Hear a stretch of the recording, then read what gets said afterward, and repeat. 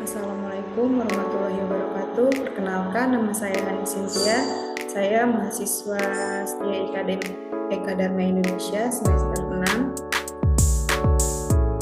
dengan jurusan akuntansi. Di sini saya akan menjelaskan dan menerangkan langkah-langkah dalam menggunakan SPSS untuk menguji kuesioner yang telah saya buat dan kita sebarkan.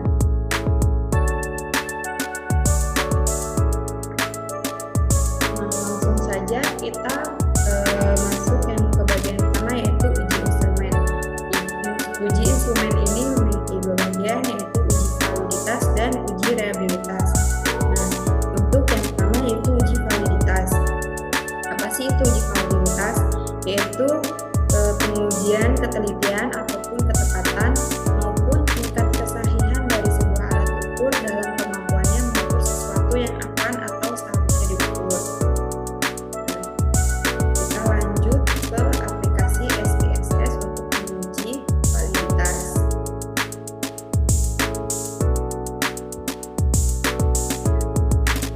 Kita sudah di aplikasi SPSS untuk menguji validitas. Nah, kita yang tahap pertama yaitu kita ke analyze, kemudian kita ke correlate, lalu kita ke bifurcate.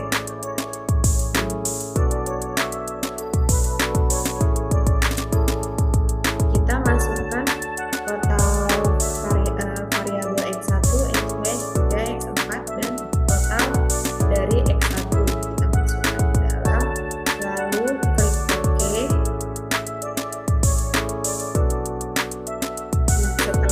Kita akan mengetahui hasil dari output SPSS, yaitu berdasarkan hasil output SPSS bahwasanya nilai SIP dari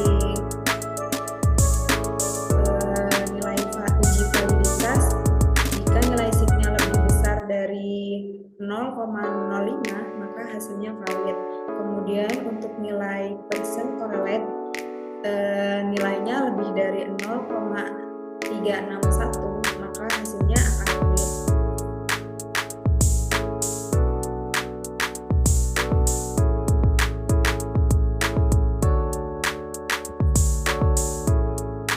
Untuk yang kedua yaitu kita menguji variabel kedua. Seperti yang pertama yaitu kita klik analyze, kemudian kita klik correlate, lalu bifurcate. Lalu variabel satu ini kan kita sudah uji, kita taruh ke dalam dan kita akan menguji variabel X2 nya dari X1, X2, X3 dan X4 sampai total. Kita masukkan lalu klik OK. Nah, berdasarkan hasil output SPSS untuk variabel kedua, nilai SIP-nya itu 0 lebih dari 0,05 maka hasilnya valid. Nah, untuk nilai percent correlate itu lebih dari 0,361 maka hasilnya akan valid.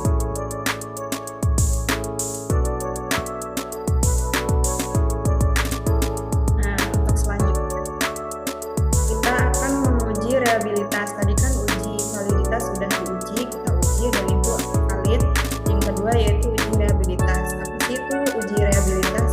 Nah, uji reliabilitas adalah suatu pengujian yang berorientasi pada derajat stabilitas, konsistensi, daya prediksi, dan akurasi. Hal ini dilakukan untuk melihat kesesuaian nilai pengukuran dari sebuah kuesioner yang diisi oleh seseorang responden dengan kondisi pada waktu yang berbeda dan dengan kuesioner yang sama.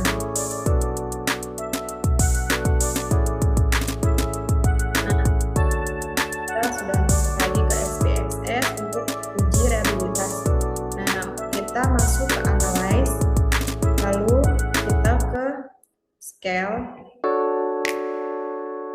lanjut reliability analysis, kemudian kita masukkan variabel X1, X2, X3 dan X4 sampai total. Kita masukkan ke item, klik OK. Nah, ini untuk hasilnya.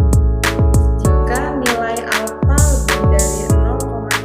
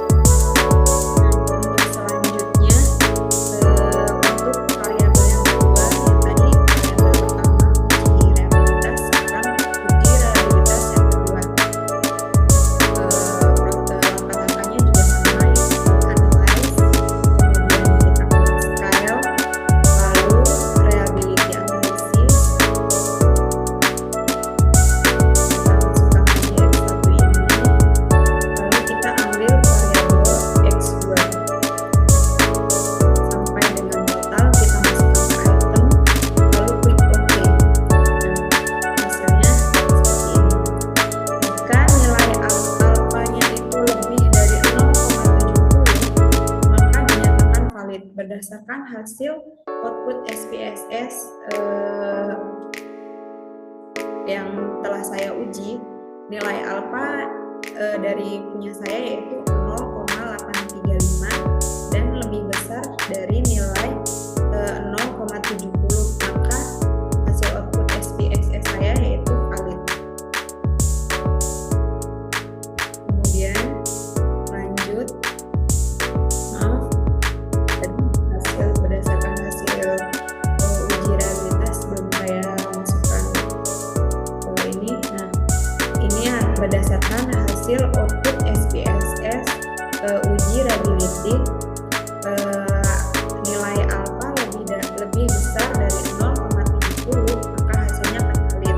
Nah, alfa di sini punya saya mempunyai nilai 0,835, maka lebih besar nilai dari 0,70 dan dinyatakan valid.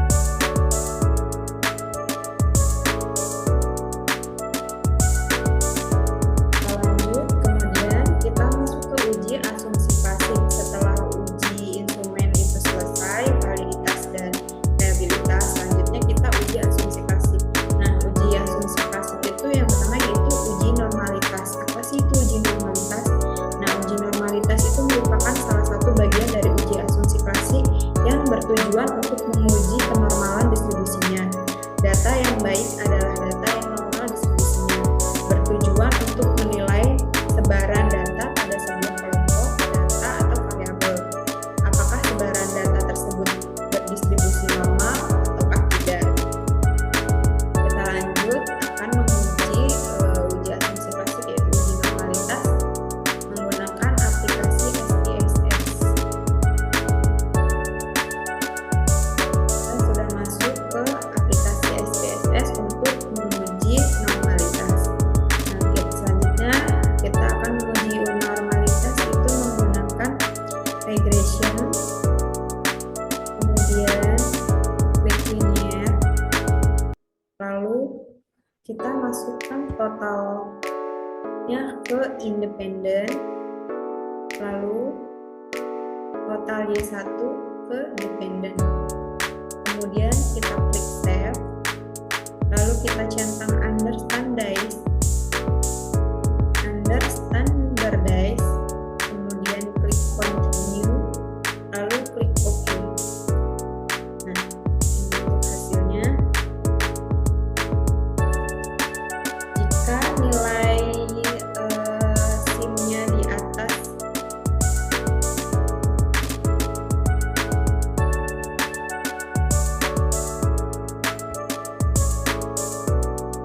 ini hasil dari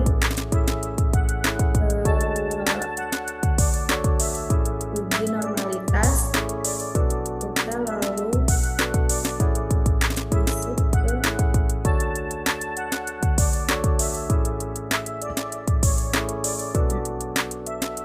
kita klik analyze, kemudian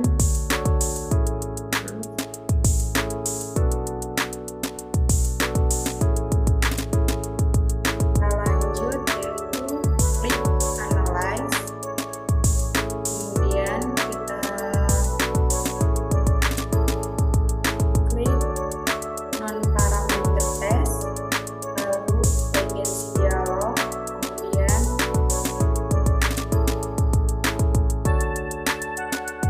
kemudian kita klik satu sampel KS, lalu kita masukkan under standardize, sudah, kemudian klik OK.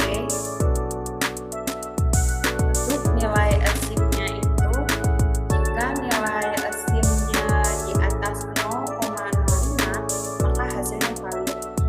Berdasarkan hasil output SPSS dari uji normalitas, yaitu SIM-nya 200 dan itu melebihi dari 0,05 dan dinyatakan valid.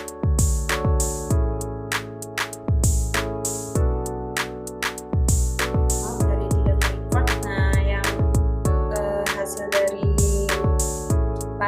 satu untuk uji normalitas berdasarkan hasil output SPSS. Hasil SIM dari saya itu 200. Nah, jika nilai SIM-nya di atas 0,05 maka dinyatakan valid. Nilai SIM dari uji normalitas saya yaitu 0,200, maka hasilnya valid. Lalu kita akan masuk ke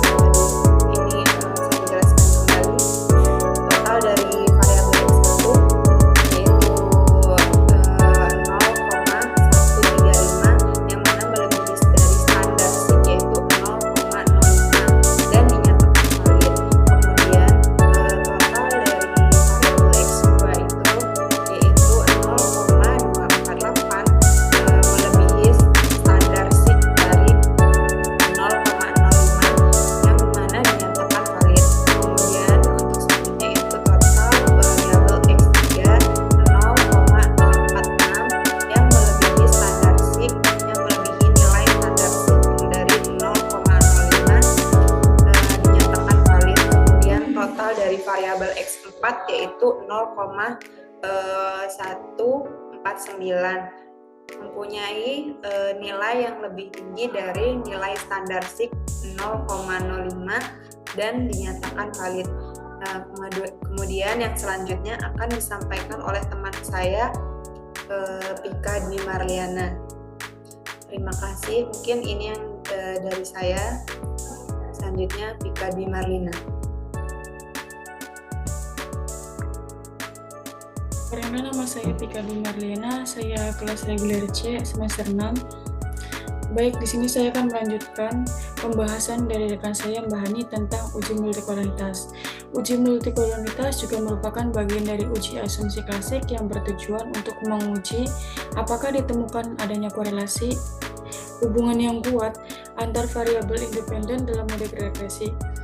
Model regresi yang baik seharusnya tidak terjadi korelasi di antara variabel bebas atau tidak terjadi gejala multikolonitas.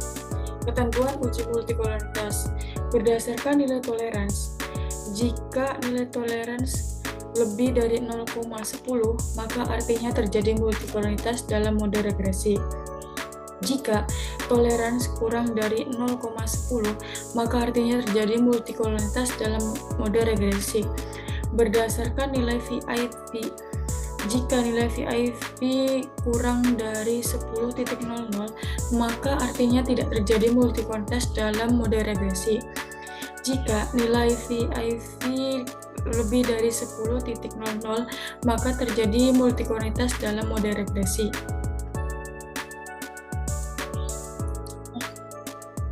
Langsung saja kita mengujinya. Di sini kita menggunakan menu analyze ke regression. Pilih yang linear. Nah, di sini dependennya total Y1, independennya total X1, X2, X3, dan X4. Di statistik, kita checklist mode fit, collinearity diagnosis, estimate, dan covariant metric continue. Lalu oke.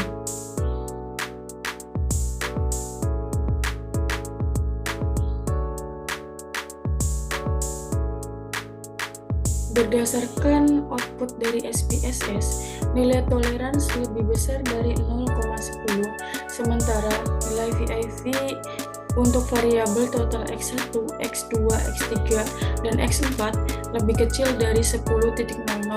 Maka mengacu pada pengambilan keputusan dalam uji multikolonitas, dapat disimpulkan bahwa tidak terjadi gejala multikolonitas dalam model regresi.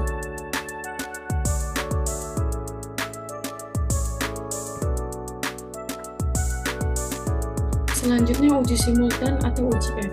Uji F adalah metode pengujian statistik yang digunakan untuk membandingkan beberapa rata-rata populasi secara bersamaan atau simultan. Sederhananya, uji F merupakan teknik untuk menguji ada atau tidaknya pengaruh antara variabel independen terhadap variabel dependen secara bersamaan. Kemudian uji F berdasarkan nilai signifikasi. Yang pertama, jika nilai signifikasi kurang dari probabilitas 0,05, maka ada pengaruh secara simultan variabel bebas terhadap variabel terikat atau hipotesis yang diterima. Jika nilai signifikasi lebih besar daripada probabilitas 0,05, maka tidak ada pengaruh secara simultan variabel bebas terhadap variabel terikat atau hipotesis ditolak. Ketentuan uji F itu dengan F tabel. Jika nilai F itu kurang dari F tabel, maka ada pengaruh secara simultan variabel bebas terhadap variabel terikat atau hipotesis diterima. Jika nilai F itu lebih besar daripada F tabel, maka ada pengaruh secara simultan variabel bebas terhadap variabel terikat atau hipotesis diterima. Maksudnya ditolak. Selanjutnya kita langsung ke menu uji F. Sini sudah ada datanya. Kita akan masuk ke menu analyze, regression, pilih yang linear. Nah, di sini masih sama untuk dependennya itu total Y1,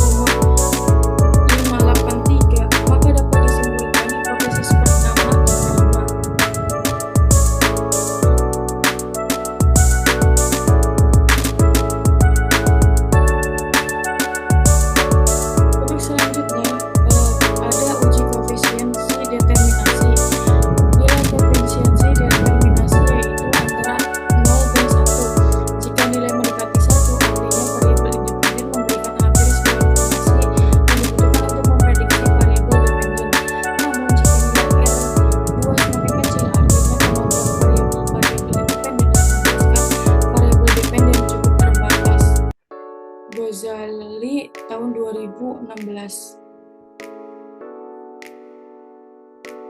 Untuk perhitungan determinasi, yang pertama kita ke menu Analyze, Regression, pilih yang linear. Masih sama untuk total dependen, total Y1, independen, total X1, X2, X3, dan X4. Untuk statistiknya dia masih sama, estimates, sama mode fit, continue, lalu oke.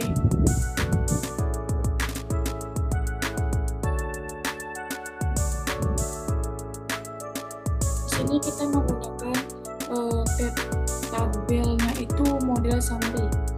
Jadi dari hasil output SPSS, nilai adjust R-square yang ini sebesar 0,742, yang artinya pengambilan variabel independen X1, X2, X3, dan X4 terhadap Y sebesar 74,2%, sedangkan 25,8% keputusan pengambilan diambil variabel lainnya yang tidak terikat.